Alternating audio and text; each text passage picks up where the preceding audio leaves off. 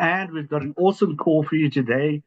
We've got our wonderful network doctor for New Image International, Dr. Anthony Harper, who does most of our talks on colostrum. He's going to be chatting to you today on metabolic syndrome, right?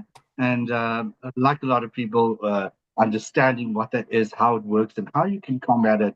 Doc's going to tell us all about that today. Doc, if you are there, I'll hand over to you immediately. I know you have so much information to share, so it's all yours. Take it away.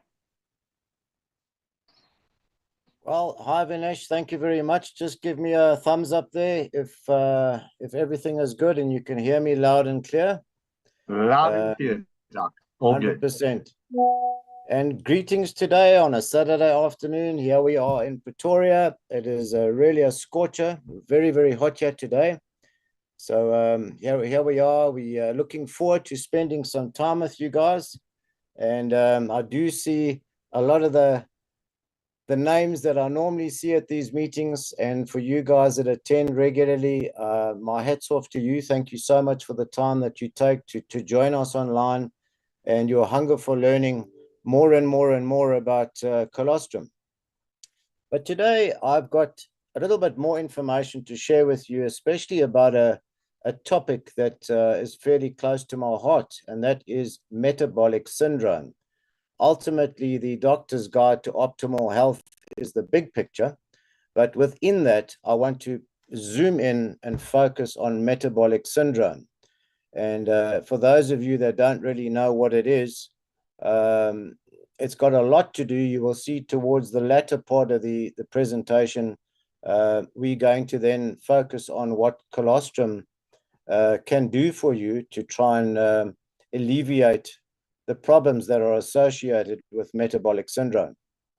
So what I'm going to do is jump right in. You'll be able to see a little picture right at the top of the rather expanded waistline of our generic guy with high blood pressure, high glucose, high lipid profiles, large waist, and low HDL levels. And we're going to explain more about that because it's very, very relevant.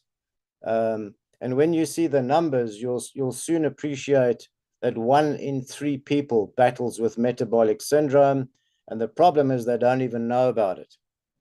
So let's jump into our next slide. And for those of you that don't know who I am, I don't want to spend too much time on who I am. It's about sharing the rest of the information, but basically my speciality is on mind-body medicine, functional and integrative medicine, where we look at the entire person instead of just looking at their symptoms.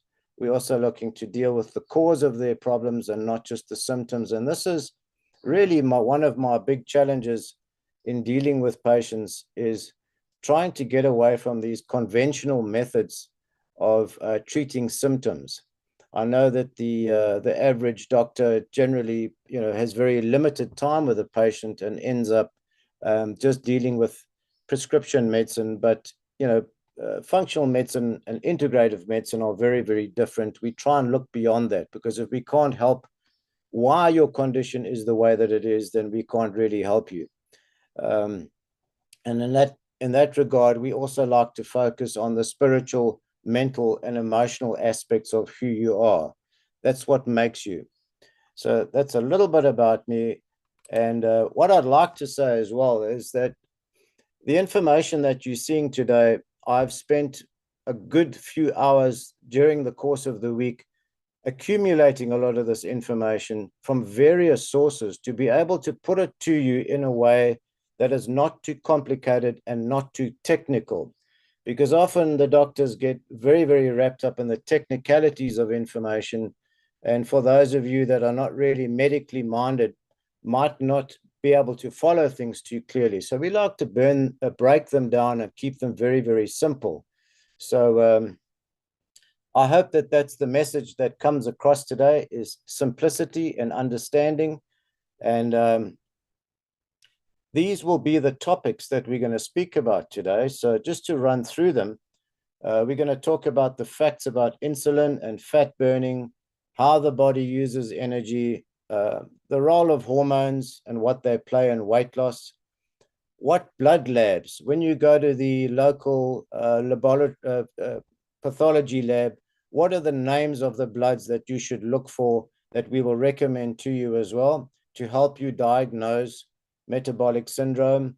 And that would be the next question. How do we diagnose it? So it's actually quite simple. And why is metabolic syndrome such a problem? We'll explain that too. What is insulin resistance? A lot of you may have heard of that term, but not quite sure how it works. We'll get into that. And obviously that leads us on to discussing sugar as the silent killer and how to reverse metabolic syndrome. So all very well knowing about the condition, but if we don't know how to fix it or how to reverse it, then it's pretty pointless. So, you know, getting into the nitty-gritty, what is colostrum's part in metabolic syndrome? And what is the famous trilogy that New Image has and puts together to help deal with it? Then we'll share a few lifestyle and dietary tips. Sounds like I've been drinking this afternoon. TRPS, not trips, tips. So let's jump into the next slide. So this is really the focus on metabolic syndrome regarding your health. So pay attention, guys. There's a lot of information to go through, and we really want to keep it simple so that you can get the gist of how this works. So what is metabolic syndrome? Let's start with the definition. So it's a cluster, a combination of conditions that increases the risk of heart disease, stroke, and type 2 diabetes. So what are the conditions? What are the things that we look at? So obviously there's number one, an increased blood pressure, and we'll get to the parameters of these in a moment. I just want to break them down so you've just got an overview of what we're talking about. High blood sugar, excess fat around the waistline, and abnormal cholesterol and triglyceride levels. The alarming point here is that the statistics show that 1 in 3 people have metabolic syndrome. Is that one possibly you? Well, let's see. We hope not. We really, you know, if you think you fit into this category once we've gone through how to measure it, at least you'll have some info on how to deal with it. So let's jump into the next slide. So here we go, guys. I want you to also pay attention to the little chat box on the right-hand side of the screen if you guys have got it open, because I'm going to ask a question now. The risk factors for metabolic syndrome have one hormone that will cause all the primary risk factors. So there are 2 names for it, and I want you to write it in to the chat box. If you have the chat box open, the answer will be on the next slide. So give that some thought for a moment, because you might be surprised as to what that one hormone is. Right, I don't see any answers coming through yet. Right, here we go. Insulin. So Rena Otto, well done. Shamima, actually, the primary one is insulin, and it's also called hyperinsulinemia. So this is the number one hormone that actually affects all of this. So you know, we're gonna dive into how insulin actually causes all of this.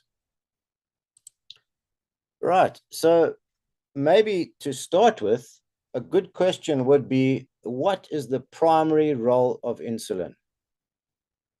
All right. What is the primary role of insulin?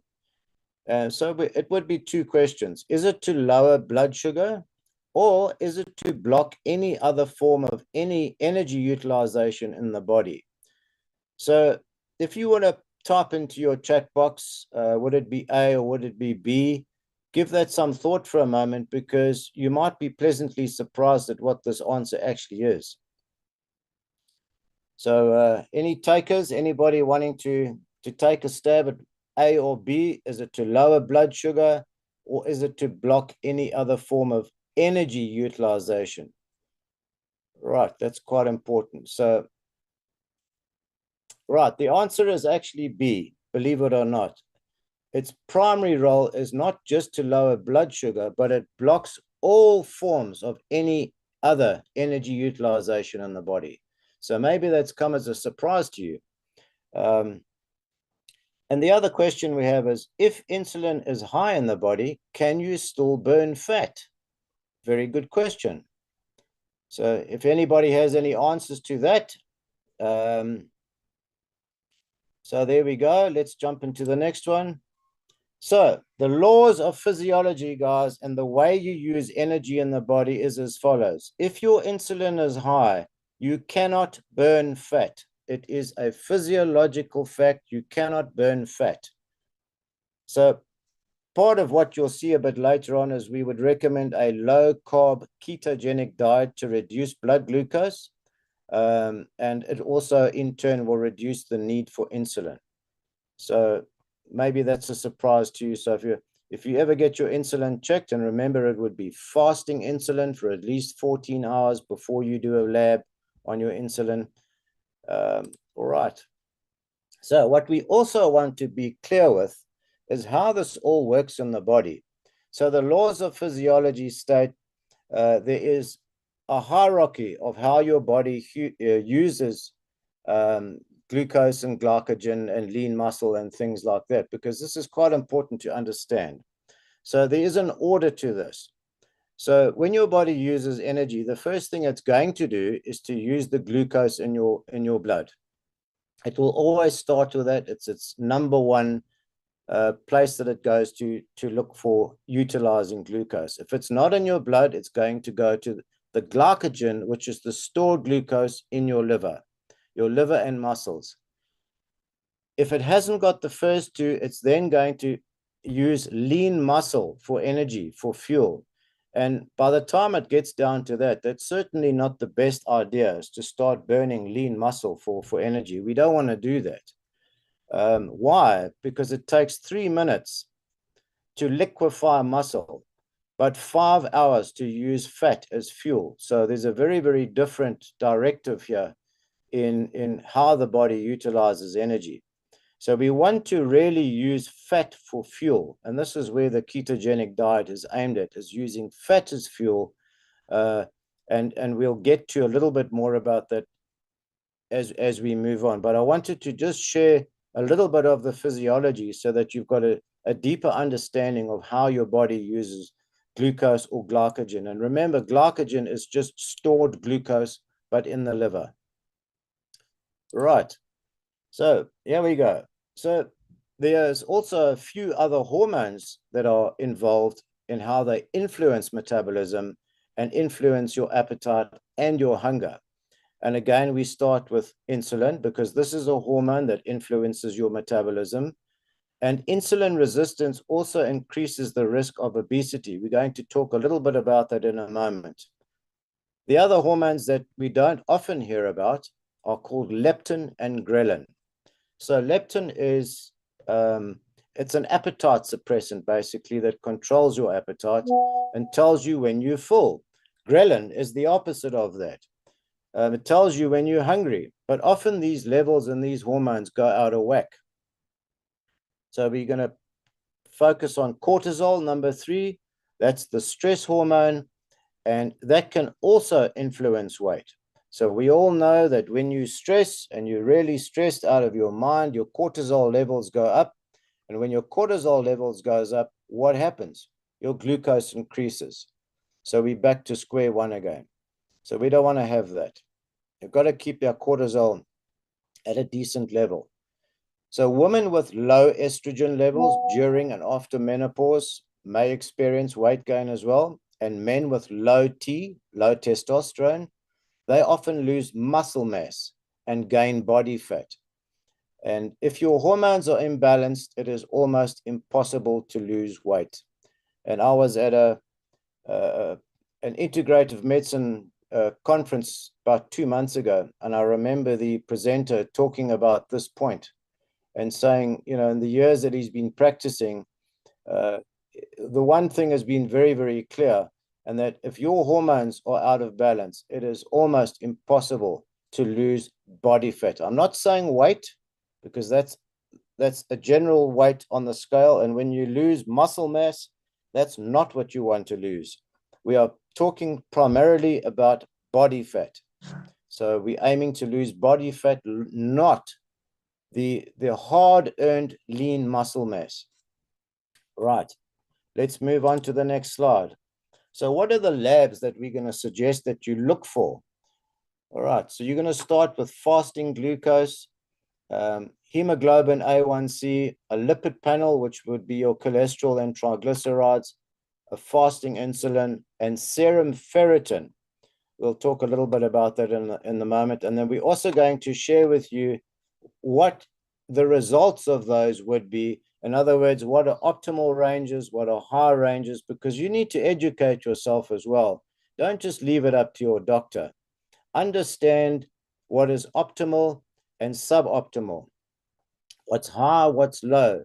And I can certainly share with you in my experience is many of the labs ranges differ hugely as to what they consider an optimal range is. So if we're going to be giving you an average score, it's going to be the average.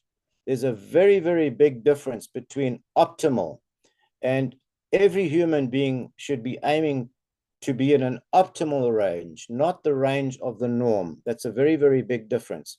So when we refer to nutritional deficiencies, often the FDA will have a suggestion of what they think the range should be.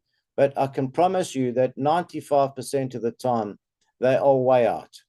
So optimal is something completely different. The human body needs to be functioning optimally.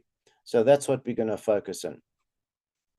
So if we jump onto the next slide. So here it is, guys.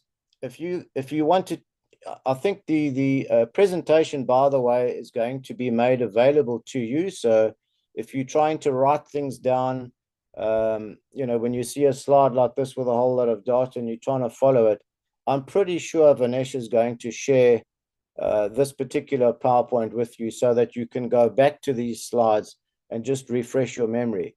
So how do we diagnose metabolic syndrome? So it goes like this. When you have 3 or more of the following 5 risk factors, you will be diagnosed with metabolic syndrome. We're going to start with the abdominal obesity.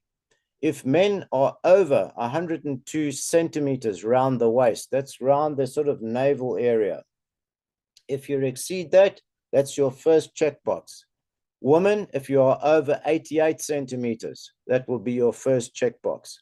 Then we move on to high triglycerides. All right, anything over 1.5 millimoles per liter will be considered a marker for high triglycerides. And low LDL, not just total cholesterol. The focus here is on HDL, which is one component of cholesterol. If you have a low cholesterol, men, if it is under 1 or 1.04, we want a high HDL, not a low LDL. All right. So remember, the LDL is the other way around. So if we have more time at some stage, we can discuss this cholesterol because it's very, very confusing to people. Women, if you are under 1.29 millimoles per liter, that would be considered very, very low for you. Moving on to blood pressure. If your blood pressure is over 130 over 85, anything over that is an additional marker. And obviously, high fasting glucose would be over 5.6. So if it's 5.7, 5.8, 5.9, you would be considered having high sugar. But there are 2 additional bloods that, if possible, if you're going to go to the extent of measuring your blood, I would really suggest looking at an additional 2 tests, and that is elevated fasting insulin, all right, and ferritin, which is your iron. So your fasting insulin, now this is when you get a much better picture in this diagnosis. When your fasting insulin is you can see I've put the optimum would be 5.6 under 5, right? Under 5 is optimum, but when you're between 7 and 10, that's considered mild. 11 to 15 is moderate, and anything over 15 in your score is considered severe and high. All right, so it's a really important marker to have. And elevated ferritin. And ferritin is a glycoprotein that carries the iron stores, and we certainly do not want elevated ferritin at all, because it's very damaging to tissues. It creates oxidative stress, and these start to damage tissue, particularly in the pancreas. As you know, the pancreas is where you produce insulin, and the beta cells in the pancreas. So if they get damaged and they can't produce enough insulin, you really struggle with insulin resistance and the sugar going higher and higher. So I've put the normal levels in adult men, which is generally between 30 and 300 nanograms per mol, and adult women, normal range between 13 and 150. So if your ferritin comes back quite a bit over that, you would have elevated ferritin. So I hope that makes sense, because these are really almost the standard method that your doctor would check for if he were to diagnose you with metabolic syndrome. So quite simple, very, very simple test to do. They're not complicated bloods. Most of the labs do these quite comfortably, so you should be able to go to any pathology lab. And well, you don't need to go to a lab to measure your waistline, but you will need it for triglycerides, for HDL. Blood pressure you can do at home, guys. If you've got your own blood pressure kits, you can check your blood pressure as a start. But the fasting insulin and elevated ferritin you will need to do at a lab. All right, next slide. So let's just look a little bit closer. So we also have, just to kind of put you in the picture, when you hear of A1C or HbA1c, it's the same thing, hemoglobin. This is glycated sugar in the blood, which gives you, it's a score which is pretty accurate for blood sugar, because it is the average blood sugar that you are measured for over a 3-month period.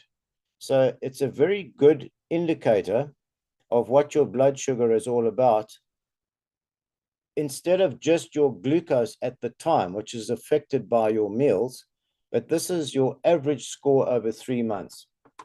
So if we look at the slide next door, this is to do with, you'll see the blue one, the green one, and then diabetes. So this is to do with your fasting blood sugar, not your A1C.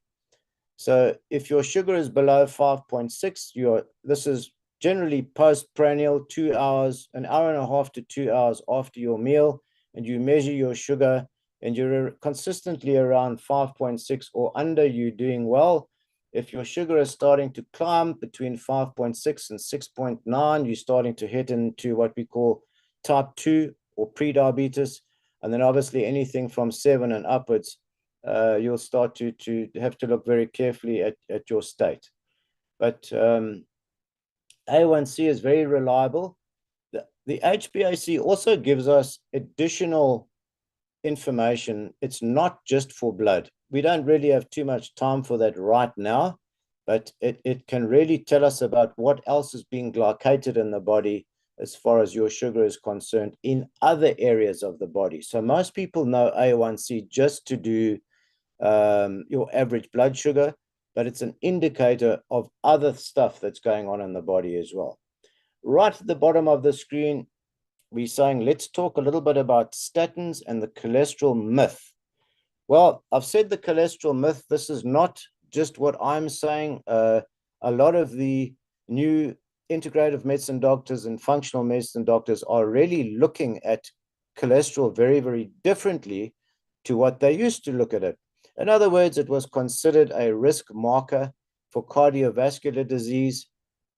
But what's coming up now is very, very different. There's actually been a few books written about cholesterol. We believe that the pharmaceutical industry has really cashed in on statins and prescribe far too many statins to try and control cholesterol.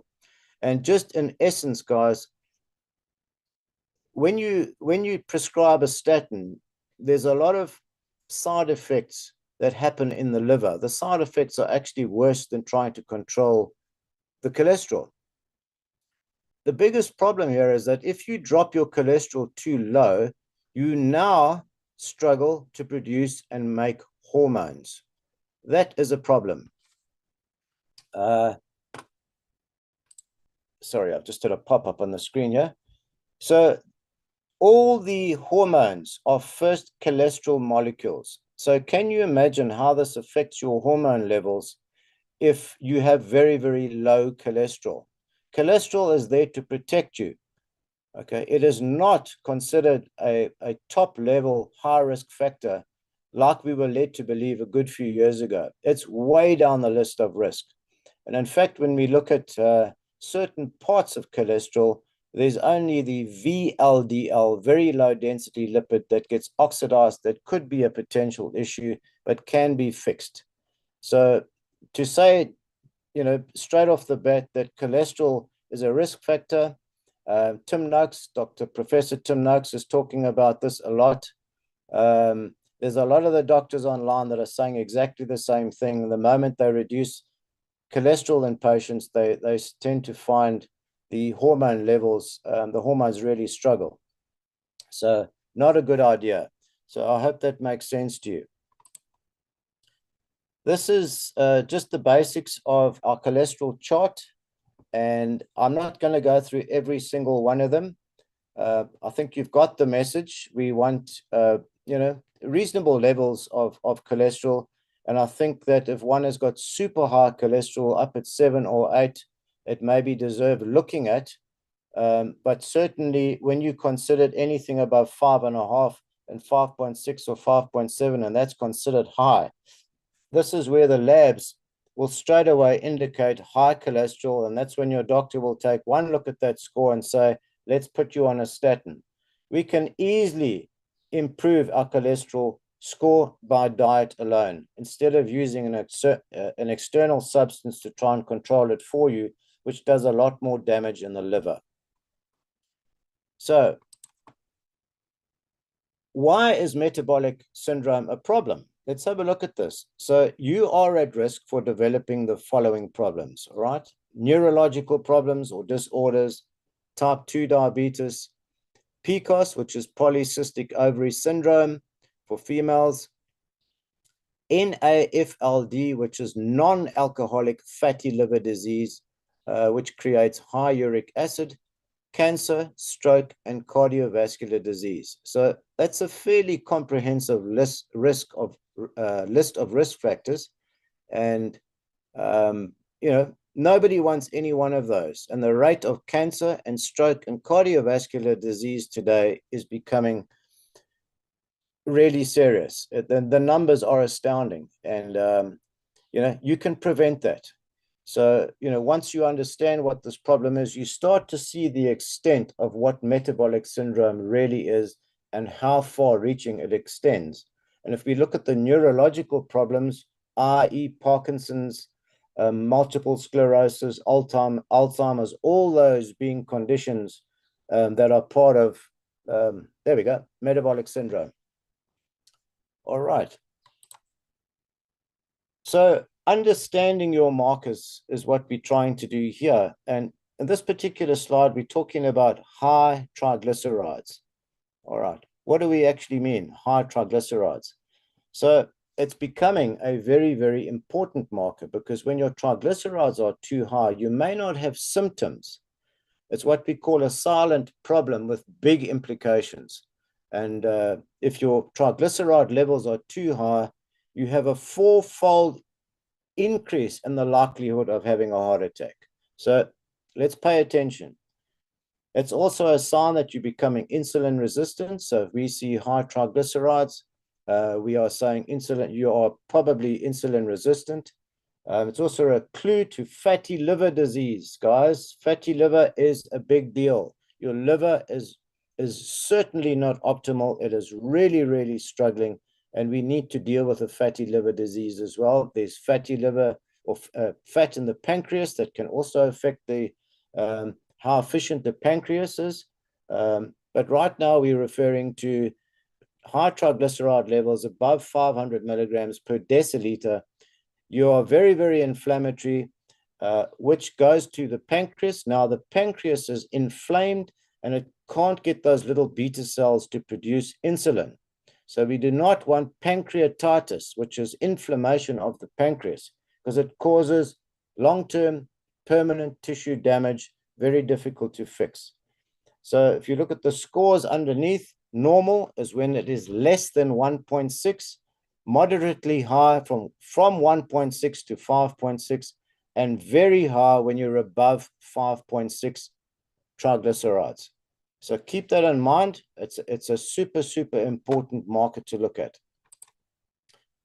All right, so let's just focus a little bit more at this point on insulin resistance to try and understand more about how do we describe what this is? What is the definition of insulin resistance? And basically, it's a condition in which the cells of the body become less responsive to insulin. The mechanism, high insulin causes insulin resistance. All right. How does it develop? Well, especially if you've got a large belly and you're significantly overweight, what we would classify as that obese range, somebody that has a very, very inactive lifestyle. And as I've said before, sitting is the new smoking. Guys, you've got to get up. We've got to keep moving. The body's not designed to sit. All right, we got to keep the circulation moving. We got to burn up those calories. We got to keep ourselves active. And a diet high in sugar. We're going to be spending a little bit of time on the danger of this killer, which is sugar and carbs, being the primary causes of insulin resistance and inflammation. And the impact of this leads to high blood sugar levels and the potential development of type 2. There's a lot of people walking around with type 2 diabetes and they don't even know it. Very, very problematic thing. This is the cycle. If we look at when you eat your food, you produce insulin. From there, the cells resist the insulin, and then the excess sugar gets stored as fat, which makes you feel tired and hungry, and then you want to go and eat again. So you've got this vicious circle going on and on over months and years in a lot of the cases where people just can't understand why they're packing on so much weight. All right. So this is all about sugar that we call the silent killer. And boy, oh boy, does this cause trouble in the body. What's the impact of it? It has a huge contribution to insulin resistance on your general metabolic health. It is clearly linked to obesity and other chronic diseases. And I think the thing is to focus on what are the common foods and drinks that have high sugar. And I'm putting a question which you can all see on your screen right now. How much sugar is in a 330 ml can of Coke? And, you know, do we know people that just love their Coke? Well, let's put it out like this. One 330 ml can of Coke has 35 grams or 35,000 milligrams per 330 mils. Guys, let's put this into perspective. 1 teaspoon has 4 grams of sugar, or 9 teaspoons of sugar. So it would be for 1 can of Coke, you would have 9 teaspoons of sugar. How many people drink the 2-liter Coke and sometimes twice a day? All right, it's 218 grams. There's 1,000 milligrams in a gram. It's 218,000 milligrams of sugar in a 2-liter Coke, which equals 44 teaspoons of sugar in a 2-liter Coke. All right, it's a nightmare. What it's doing to your body is just, it's incredible how much damage is done, and that's just with one product. All right, so think about this for a moment. Now we move on to another type of sugar. All right, This little screen that hopefully you all can see names 56 different types of sugars and what are the worst. So on the screen, you will see different names of different sugars. There is one in particular that I'm going to focus on because it has enormous damage in the body. If anybody would like to be quick enough on the uptake here to write down in our little chat box what they think the worst sugar is, not necessarily why, we'll get to that in a moment, but there's one in particular. And Rena, you are on the ball, girl. Good for you. I love it. Somebody's done their homework. Fructose. Let's go to the next slide. Well done. All right. Also called high fructose corn syrup. Why? Because, well, number one, its sweetening effect is twice that of glucose. But remember, glucose is quite different. Glucose goes straight into the bloodstream. Fructose has to go to the liver before the liver can convert fructose into glucose. And in that process, in the liver, is where the problems start. So the metabolism happens there.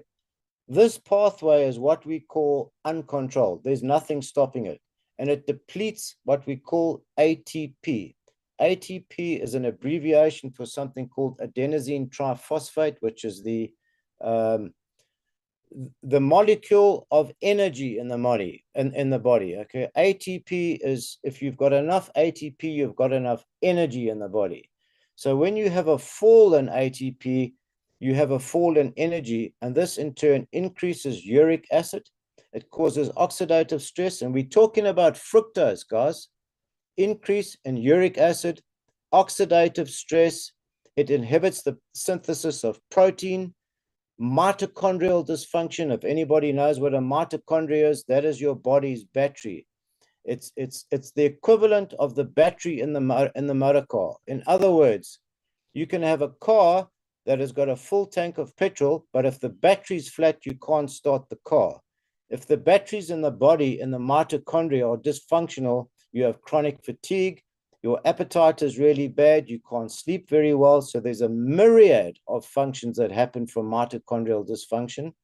And of course, that leads to, it kicks off obesity, it kicks off insulin resistance, and it is a major contributor to fatty liver, non-alcoholic fatty liver disease.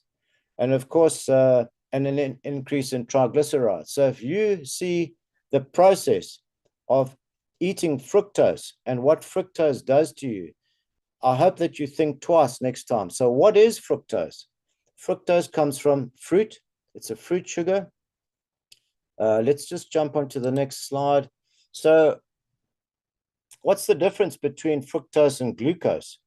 Well, fructose actually has a lower GI, glycemic index, so it's only 23 compared to glucose, which is 100.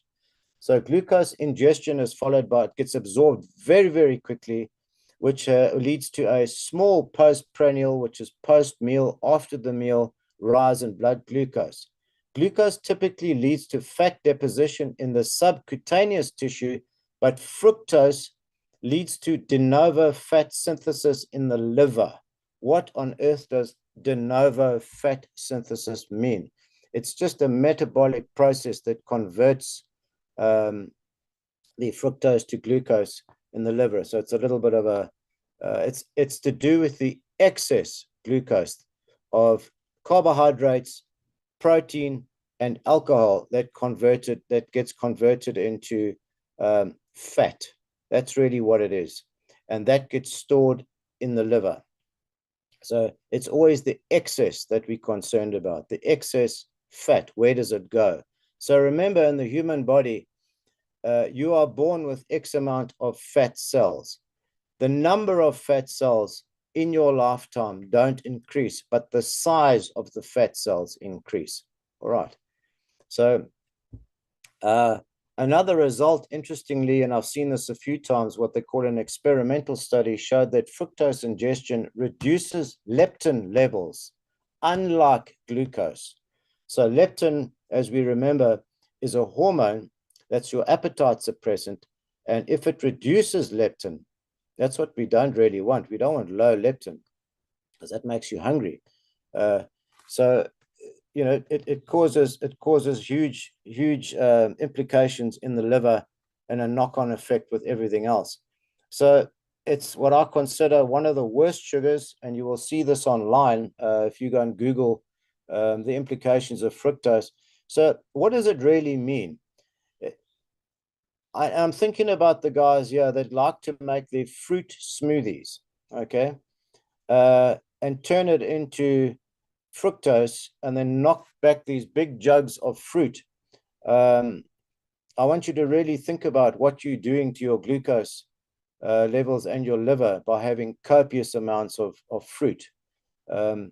Not a good idea if you're trying to look after metabolic disease. It's a dump on the system. It causes havoc inside, inflammatory status in the gut. It's highly acidic. So I'd really get you to reconsider making these sort of smoothies with loads of fruit. All right, now we need to really think about sugar in a different way, because it looks like I'm sitting in the Lancewood yogurt. Oh, goodness me, that would be a first, sitting in a bowl of double cream strawberries and cream yogurt. Foods that have high sugar that you didn't really think about. So the number one of, not that it's number one for being the primary one, but it's a food that we don't think about that is very, very high in sugar. So this particular yogurt, if you notice on the cover, it says no sugar added. That doesn't mean it has no sugar. All right, this particular yogurt has 2.7 grams. Remember, grams and milligrams, there's 1,000 milligrams per gram. So this one has 2,700 milligrams per 100 mil. Okay, big difference. Not in the whole thing, per 100 mil. And most of these nutritive information, when you look at the product and you read it, is talking about 100 grams or 100 mil, things like that. But I want you to look at the ingredients. Start becoming clever about reading ingredients. All right. And right there, I see non-nutritive sweeteners like sucralose. Sucralose is 600 times sweeter than sucrose, just sugar. 600 times more sweet. This is what you are consuming.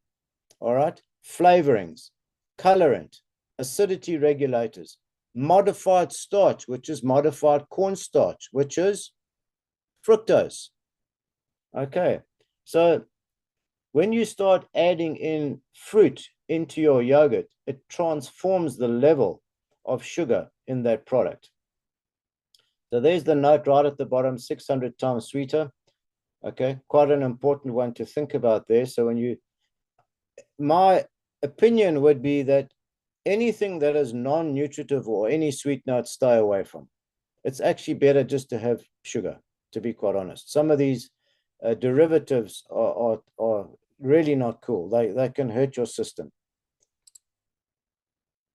All right. Now, bread. Who would think that there's sugar in bread? All right. You just need to go and look at the information or go and read your label. Probably one of the worst, because there's an average of about 5 grams per slice. So a healthy bread slice shouldn't contain more than 2 or 3 grams of sugar per slice. So try and get information on your bread, on top of which it's a refined carbohydrate. It's going to push up your glucose anyway, but they do add sugar to it. All right. Now, there we go. Protein bars, guys. If you have ever purchased protein bars and you go and see the amount of sugar that is stuffed into your protein bar, that would generally contain more sugar than a donut. 15 to 20 grams of sugar in some cases for a protein bar. I don't say that this particular one that's on the screen is the culprit, but most of the protein bars have a high level of sugar. And you know, if it doesn't have sugar, it's not going to taste nice at all. So generally they do load it so that you can actually consume it. I'd rather not have any sugar in a protein bar at all, because it's a nasty combination to add sugar to a protein. All right, your tomato sauce bottles, some of the worst they've got, and a lot of the sauces that go into foods also have huge amounts of sugar. And the one I'm referring to here is, we all know our South African brand, All Gold, has 21.3 grams per serving. That's an enormous amount of sugar. And 0.3 grams of salt and 4.1 grams, that's 1 teaspoon of sugar in a tablespoon of ketchup, guys. So don't underestimate the amount of sugar that you are going to consume when you're putting your tomato sauce all over your food. We thought that you might like this slide here. My wife actually showed me this one, and I decided to put it into the presentation because I thought it would break the ice a little bit. Assuming that kids consume an enormous amount of sugar, and we wouldn't want to put a kid into the boiling pot. It would be way too much sugar. So there we go. Right, and another interesting topic: carbohydrates. Are they necessary? Well, I'm beginning to think not. I think if you're dealing with high sugar, insulin resistance, all those sort of things, then you might want to rethink the type of carbohydrates that you consume. What is the source of your carbohydrates? Are they simple or are they complex? What about fat for energy?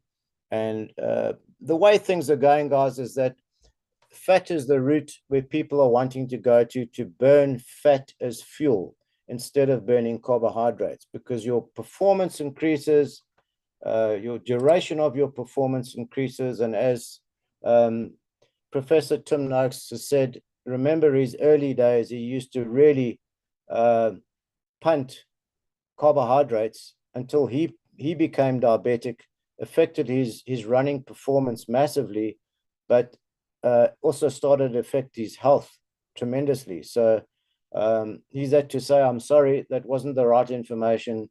We now want to aim at using quality fats as fuel, because it's a much more reliable, especially for athletes. The endurance changes, their strength increases and things like that. So his comment was, it's not proteins and fats, but rather carbohydrates and sugars that are the culprits of ill health and obesity. So I hope you pay attention to this and really consider where you're getting your carbs from and what they might be doing to your health.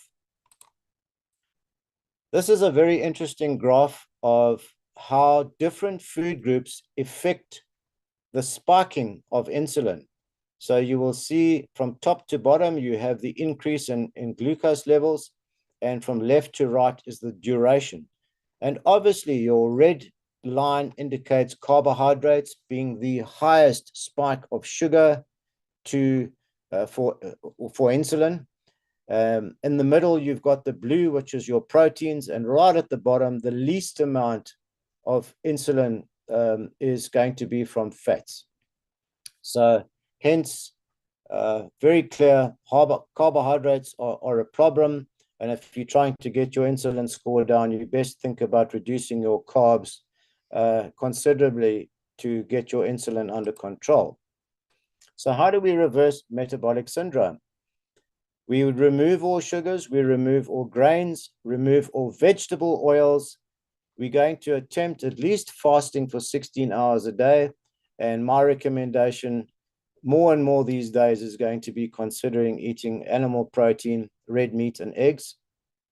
More of that and less of the carbohydrates. You guys have probably heard about the move now to carnivore, and that's certainly 95% of my diet at this stage, and I'm doing very well on it. So I know Vinesh said to me earlier on, Doc, how are we keeping the age side of things looking so good? I believe it's from the diet. I believe it's from the exercise and lifestyle. So when you pay attention to that, you will live longer. I can promise you that. The following are the oils. Now, guys, I know this is a problem for some people, trying to get it through to them that the healthy oils are the following oils. So we're looking at grass-fed butter, and I'm looking at the green for what you should be cooking in. Tallow is fantastic, a fantastic butter to cook in as a rendered animal fat. Coconut oil and ghee butter, because they don't change the constitution when you raise the heat. The other two, olive oil and avocado oil, you certainly do not cook with them, but you can use those two on your salads and dressings. That is it, guys. All the other seed oils, your sunflower oil, all the other oils that you consume are highly, highly inflammatory and are going to hurt you. So please consider changing your oils, get the inflammation in your body down, and just focus on using these oils in your kitchen.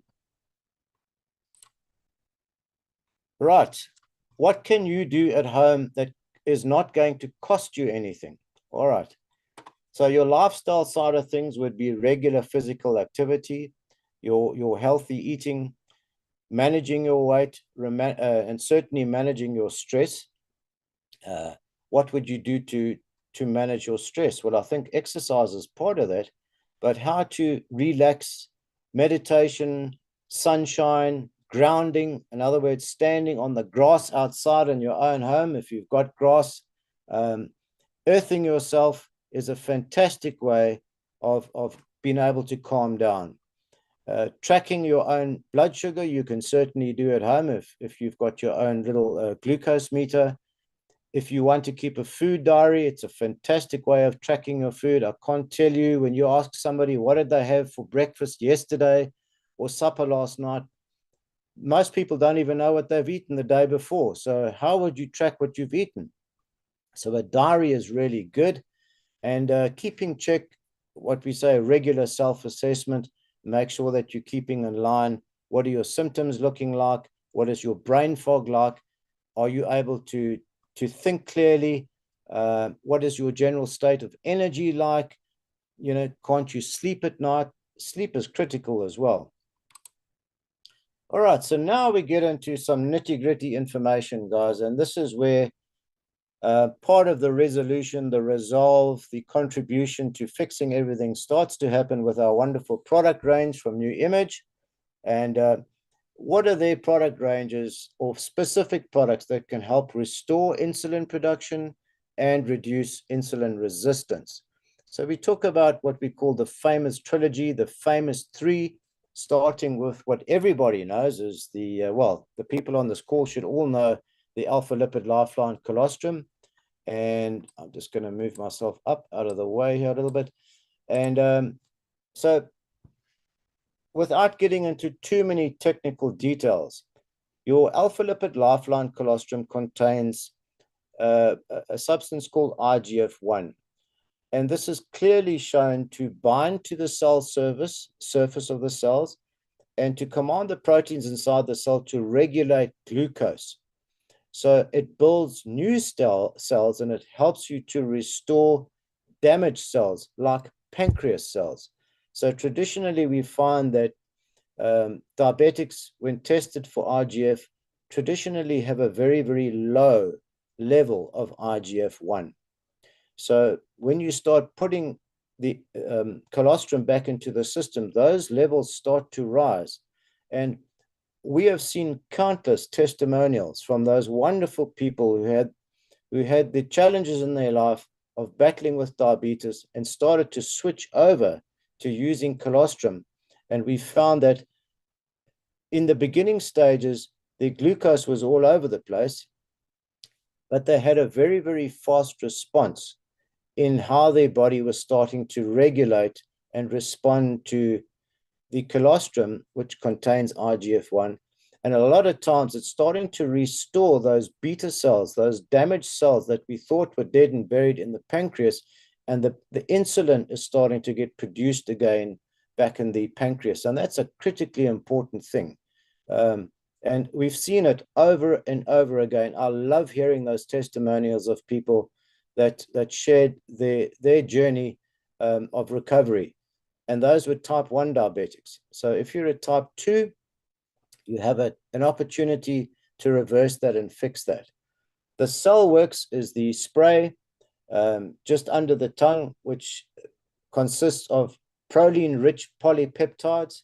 And these peptides are communication proteins and sugars that assist in the communication inside cells as well as between cells. So it also directs the immune system and is critically important in autoimmune diseases. It brings back the intelligence, and I know that Dr. Stefan Skuman talks about the intelligence in the immune system, and he knows this all too well as well, that when you bring the intelligence back to the immune system, it stops the attack on the pancreas that causes type 1 diabetes, right? And then the third product is colostrum. This little guy here, everybody knows this. So this is part of the trio. We've got your Alpha Lipid Lifeline colostrum can. This is the main one. So with these three products, these are the three that we have had phenomenal results with in dealing with lowering triglycerides, lowering blood sugar, and at a lot of the time is being able to restore your insulin levels and help your body. So there we go, guys. There they are. This is not an in-depth study on each one of them, but more about which are the products that we focus on to really help us manage our sugar, amongst other things. This is just one part of it. So let's remember the basic components of colostrum. Well, the basics are they've got all the essential fats, they've got all the basic essential amino acids in them, 87 growth factors, guys. That's unheard of. Where do you get 87 growth factors in a product? And 98 immune factors. On the IGF-1 side of things, as I said, we stimulate tissue repair, so it's there to help. Remember, IGF-1 is a growth factor, so it's there to grow and repair tissue. It is also responsible for lean muscle growth. It has certainly shown on studies the capacity to increase strength and endurance for athletes, and certainly stimulates your metabolism to burn more body fat. So those are the basics. The studies clearly show that colostrum will reduce glucose in type 2 and type 1. I've seen numerous studies of this. I've kept them all. I'm not going to share all these studies with you because I feel it's unnecessary. I think we've got more than enough evidence, not only in the people that we deal with, guys, but the studies confirm exactly what people benefit from.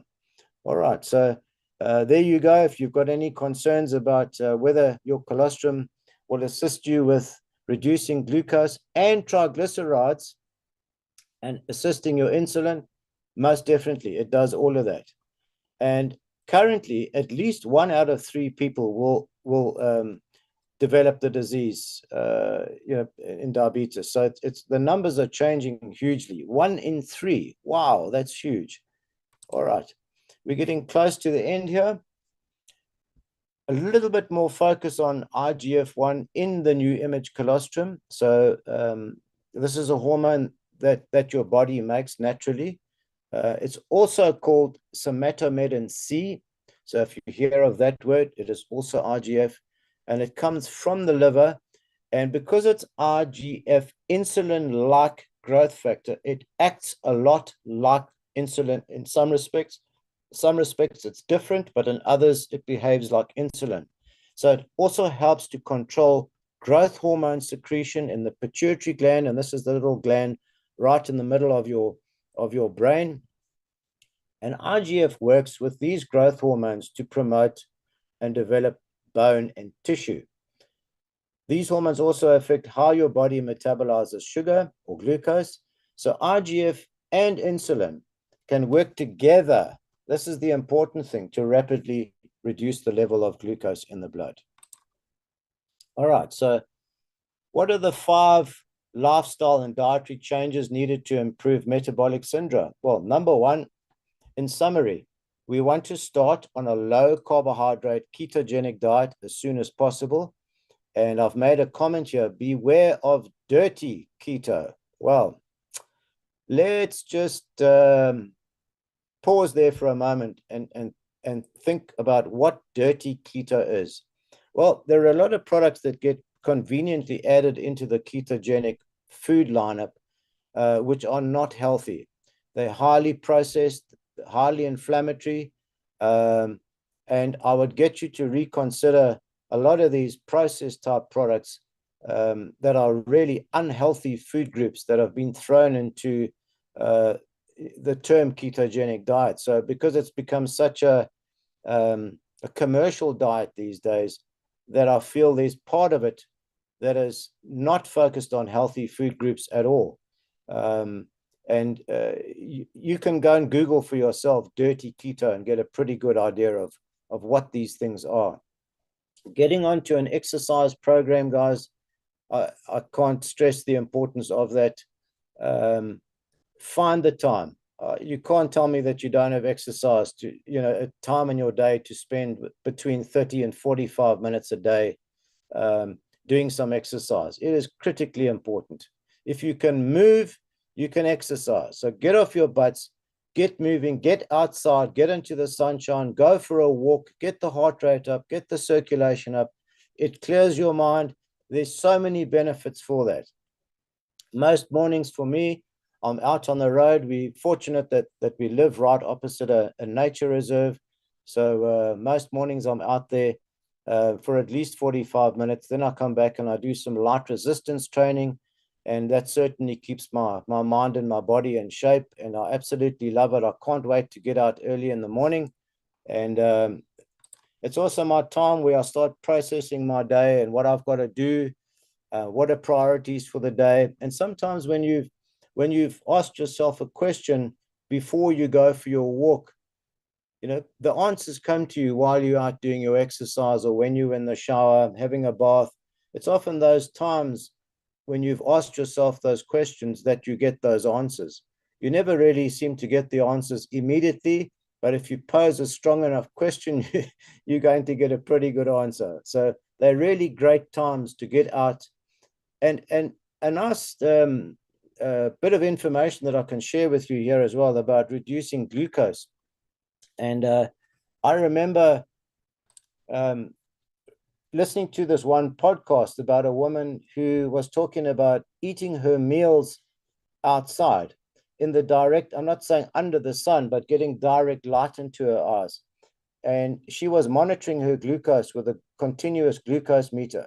And what she discovered was that when she ate inside after a meal, her blood glucose was way higher from eating the meal inside compared to eating the same meal outside.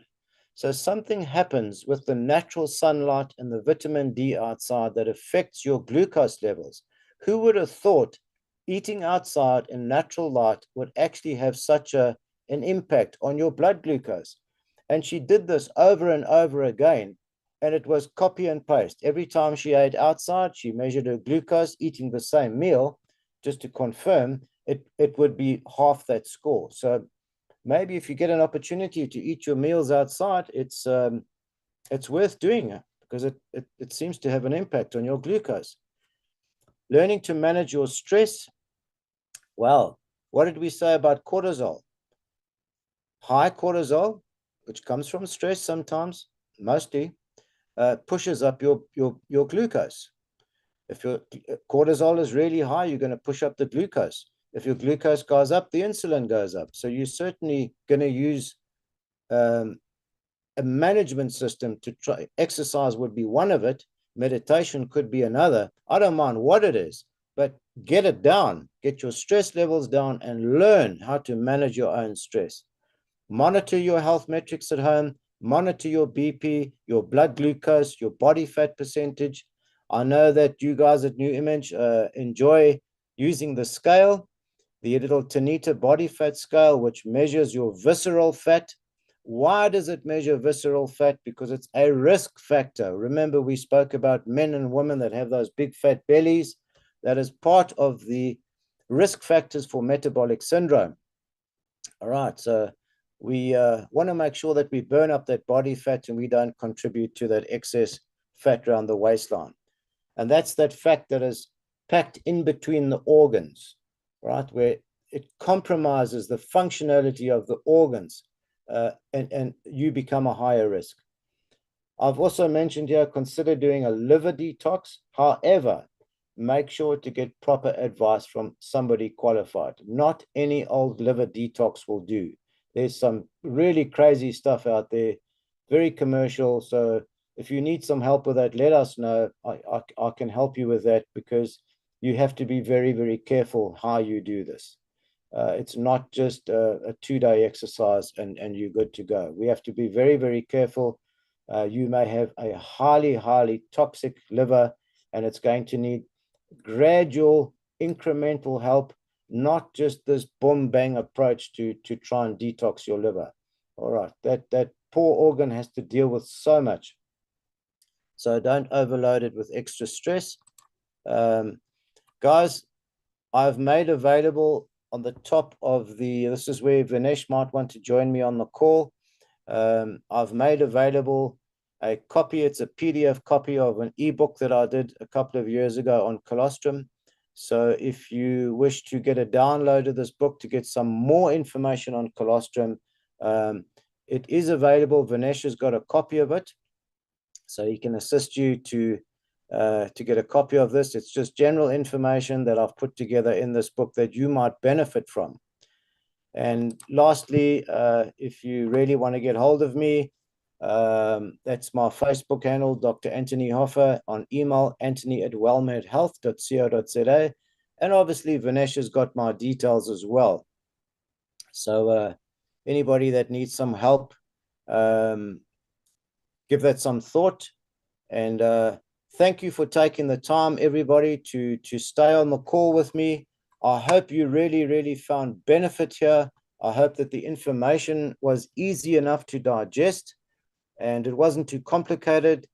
And I've really enjoyed my time with everybody here. So absolutely brilliant. Thanks again, New Image, for giving me the opportunity to sit here with you and share some valuable information with you. I really hope you felt some benefit from the call. And Vinesh, over to you, my friend. Fantastic. And we can just show Doc some love in the chat box. Thank you so much for those messages. Doc, thank you. That was such incredible information. I've just shared your book in the chat box, so you can go and download that. It is in the chat box, or you can contact staff support, and they will send you the PDF for Dr. Anthony's little book. It is great. There's so much information in it. And I was thinking about how to close this call today, Doc. And I just thought, I'd share something, that's actually a fact. Almost 99% to 98% of people are actually born healthy. We're born healthy. There's nothing wrong with us, right? And right now, if we look at it, most of us are in a health condition. And what is the reason for that? Just one simple explanation. It's lifestyle. It's the lifestyle we choose that gets us to where we're actually sitting with a health issue. So what am I saying to you? I'm saying to you that you can try and correct that by using colostrum, right? Getting on the product, but not just taking it for a month or two. Stay on the product. Is a lifestyle change. So you're saying to yourself, I'm going to go onto this product, I'm going to stay on it for the rest of my life. And that is a good choice. Get onto the product and stay on it. If you are new on the presentation, you're not sure, you maybe just found the flyer, you don't have a sponsor, contact the office. Our details are in the chat box. We are happy to assist you, right? So you can contact me via staff support. Just ask for me. I will contact you and help you through the process of getting these products and getting into the business. Doc, from our side, thank you so much. The information was absolutely incredible. We even have people from Malaysia that have tuned in. So thank you so much, Rachel from Malaysia. It's great to have you online. I don't know what time it is there, but thank you so much. And Doc, thank you. Is there anything else from your side that you'd like to share with everyone just before I close the call? Yeah, I think I chose this topic quite carefully because if you remember down in Durban when we did our live presentation, we spoke about metabolic syndrome. Yes. And I think we had a tremendous response from your audience. And Yeah. what I decided to do was to really extend a little bit more about this, because I think many people found answers in their own dealings with high sugar and chronic health issues. So I decided, and I took quite a bit of time this time around to put the information together in a logical order, so that it wasn't too complicated, because I don't like to get technically too, unless we're talking to other doctors and want more information, that's fine. But generally people just want the gist of what it is. But in my experience, this metabolic syndrome is a way of packaging all those conditions and issues. It's one term that involves so many different complications. So it can address a lot. And we've seen, Ganesh, I have over the years, how many people are battling with diabetes, battling with 100%. sugar. But the biggest, and let me make this comment now on this call, and hopefully everybody's still listening. What I don't see is people making a concerted effort into dealing with the change of their diet. They want the magic pill to just sort out everything, and they want their colostrum to deal with everything, but they don't want to make the changes in the diet. And that is sadly, interestingly, even with the current lifestyle diet that people have, they still make gains, but they are nowhere near in optimal health. So it's can you imagine, when you really pay attention to following the right information, because there's a lot of confusion out there with diet. True. And balanced diet. That's a lot of rubbish, man. Balanced. What does that mean? If it's okay to have 5 slices of bread with your piece of meat, that's perfectly balanced. No, it's not. It's insane. So there's a lot of education that is involved, and the source of the education, when somebody really understands it and it's presented well, and you gain that knowledge, you have the power to change everything. Great. So this is why I really enjoy chatting to everybody, because I want to be able to make things clear to people so that they understand it. We 100%. seem to be getting there. They understand it, but I really hope everybody benefits. And I've seen lives come and go in the last year. I can promise you, being in private practice, it's actually quite sad to see how fast life disappears. People that come in with cancer and serious chronic diseases, if they'd only had information like this and made the decision way prior to that, don't wait to get into a disaster. There's a thing called preventative medicine. While you have the opportunity and while you're still standing and breathing, please pay attention, because your health comes and goes so fast.